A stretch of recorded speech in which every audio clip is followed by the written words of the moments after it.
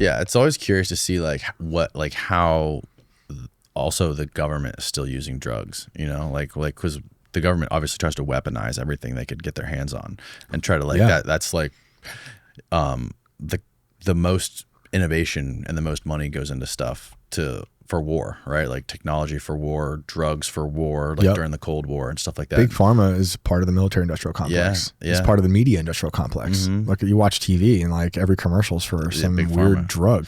Yeah. Which is why they're freaking out. I think that RFK says he's going to ban those. And like, if he does, I think that's great. I don't think these corporations should have free speech. Right. Clearview AI is a good example of this. People were really upset when Clearview took everyone's faces off the internet.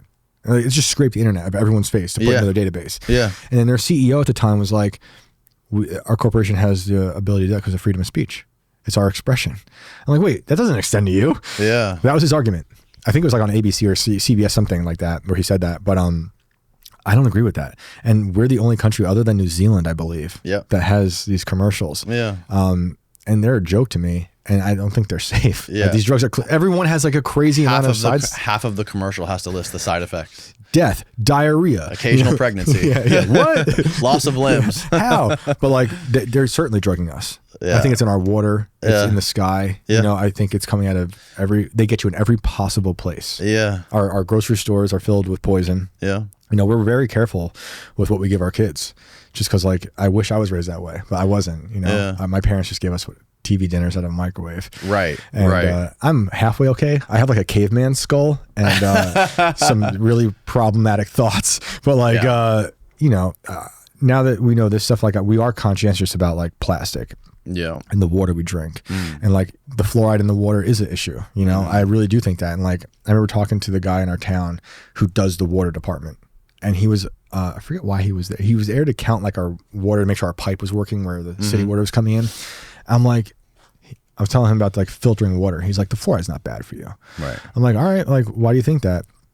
He's like, well, it's only a little bit. It's only a very small amount and won't have any effect. And he's the whole cavity spiel, right? Yeah. Like, it's good for your teeth, which doesn't make any sense. Right. But cool, dude. Then he tells me, like, we go on and he tells me, he says, I will be fined by the county if I stop putting fluoride in the water. Yeah. And I have to pay like some ridiculous amount for mouthwash for the public schools. I'm like, that's interesting. Yep. And then he was like, and then honestly, he's like, I've like tested fluoride in water and it just like has this insane shelf life. Like just doesn't go away. Yeah. He was like, well, that was weird. I'm like, that's what I'm saying, dude.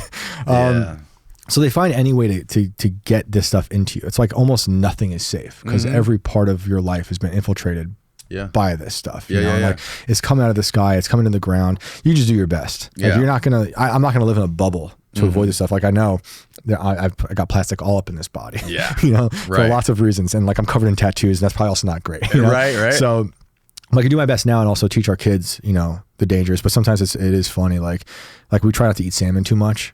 Like, cause salmon's like part bug. You ever seen that? Like the bioengineered salmon that you mean like the farm raised salmon? Yeah, that they've like it's like bioengineered and the FDA approved it back in the 90s and they've got all these salmon farms, bioengineered salmon farms out west that keep breaking out into the wild population. Oh no, I haven't seen this. For years. So like salmon they break out? Oh, there's been a ton of like just collapses of the nets and they're just like, they're part of the real thing now. So like they're procreating with normal wild salmon. So like you don't know what salmon is. Really, but that you can say that for lots of things these days. But we've watched the color of salmon change. Over years. Yeah. It's weird. Yeah, it's not supposed to be. It's not supposed to be that pink color. No, it's super weird. Yeah. And I used to love salmon, so but we tell our kids this, and sometimes I forget. Like I tell our 8-year-old that. I don't tell our 4-year-old that. And we were at a party recently, and some dinner thing. They gave out salmon. I was just gonna be respectful. I'm gonna eat. I'm not gonna stop the party and be like, "This is bug." That person, But my son does. He's like, "Oh, I don't eat salmon. This is like bug." I'm like, "Oh man, I'm proud, but maybe we gotta teach him not to say it in public all the time." Yeah. But I do. There's certain things we talk about that I think it's good for kids to know at an early age and just be careful because it is a crazy, depraved world. and everyone's out to get you. But you don't want to make them paranoid. Yeah, I mean, you can really tell the difference. Like if we go on like a trip to like Costa Rica or something for a week, and I can eat fucking anything, pizza, burgers, tacos, drink beer, and I feel fucking great. I feel light. And then you come back home and you realize, like, just going to Chipotle, you feel like you just ate a pound of concrete. After it affects your whole body. It feels super heavy. I mean, the difference is crazy. That you can feel it. It's gross to me. I really, that's why it's like it's this weird controversial topic these days. We were talking about in the political world about like if food stamps should allow people to buy this poison stuff. My take is no, because it's our money. And I'd rather not poison people. I also don't want my money going to like abortions or Stinger missiles, Palantir, or like the people getting killed with the death penalty. Like, I don't want to support anything like that, right? So that falls in line with how I feel. But people just have that option. I'm like, you have the option with your own money. I'd rather not. I also like, it's hard. It's a hard thing to talk about with people, where like they want to tell companies don't make that stuff. But I'll stop there though, right? Because I'm like, I don't want to really tell the companies what they can and can't do. But it's all like a gray area, because that's in conflict with my idea of the monopolies now, right? And like, what are we going to do with these giant tech companies that are taking over? As I said, like it's a reflective of what happened with the monopolies with Teddy Roosevelt and the trust busting and all that stuff. So it's like, I don't really agree with it. Someone like Milton Friedman would say, competition is the best way to take care of a monopoly. And I think that's probably the best way, because there's really no taking care of monopolies. Like Standard Oil was broken up, and they eventually just started like re-emerging, and like they'd be like, okay, ExxonMobil is now back together, and these two are back together. But there's still a network of them. Standard Oil still is not here, but it is here. It's just been fractured, across the country. So it's not as powerful. It's probably still doing the same things. So I'm just, it's tough. It's just not one right answer, I think, to a lot of this stuff. And the only way to really fix all this stuff. Sometimes the reaction can be an overreaction. It can be too much. Like, I always worry about that with like the vaccine stuff, right? Because like the COVID vaccines come out now, a lot of people think, and me, I'm kind of, I don't know, right? Maybe all vaccines are bad, but maybe not. Maybe that's totally wrong. Maybe a lot of them are really fucking good. I mean, we know fucking ancient people were using like ancient versions of vaccines with antibodies and using that stuff to cure ailments and plague and stuff like this. I think there was something to those older vaccines. Like, not just like those, but like the ones we had when we were kids. But there's also ones like the vaccine schedule is ridiculous. All that's insane. I'm glad we're having that conversation as a society. But the backlash, we could overcompensate into oblivion, for sure, right? So you got to be careful. I've got one of our kids does nothing, right? And she's got the best immune system of all of our kids. Our oldest has a few, and we delayed his schedule because we were at that point, even this is pre-COVID, everything.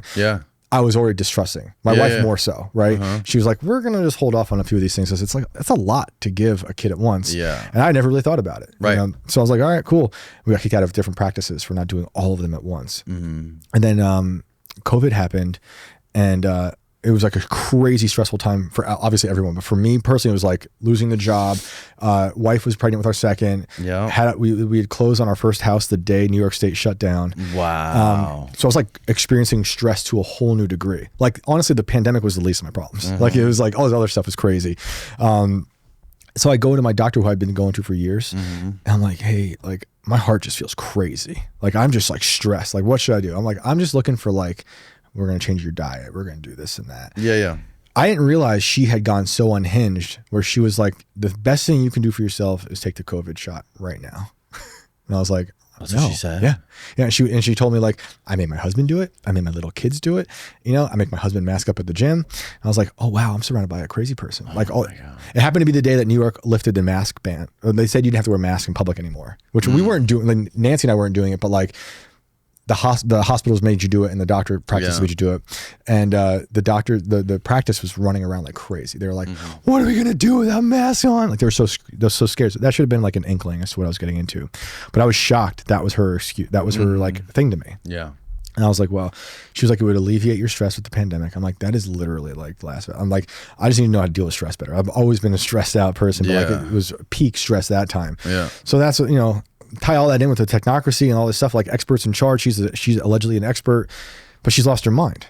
So how am I supposed to have any trust in these institutions, when I'm seeing them lose their minds? But like, and then her response is now discrediting real problems, you know, like there, you do need a vaccine perhaps if you go to some crazy place and they've got something breaking out. But like I'm more into the old school ones. Yeah. Than these new like technological like mRNA stuff. They're just it's too experimental now. So that's gonna be an interesting way to navigate the future too. Yeah, and like for my kids, our pediatrician is like, they kicked us out because we said we didn't want to do the vaccines. So like they're like, you can't come here anymore because you're going to put all the other people at risk. It's crazy. So and we went around everywhere. We've been looking for like holistic doctors that don't push those things, and they all suck. Yeah. Some of them are like they're like all woo-woo. garbage. None of them give a fuck. Yep. That's our problem. Not that they're too woo-woo. It's just like they don't fucking pay attention. We really love the fucking lady doctor pediatrician who is pushing the vaccines because she like pays the most attention to the kids. She's like the most affectionate. She like gives them the time of day. But like at the same time, so now we're like to the point where we're just trying to like, oh, we're gonna just delay. We're gonna delay, and like not saying no because like she's the only one who seems to care. But at like the same time, we don't want to, you know, do that fucking full schedule of vaccines all at once with these young kids.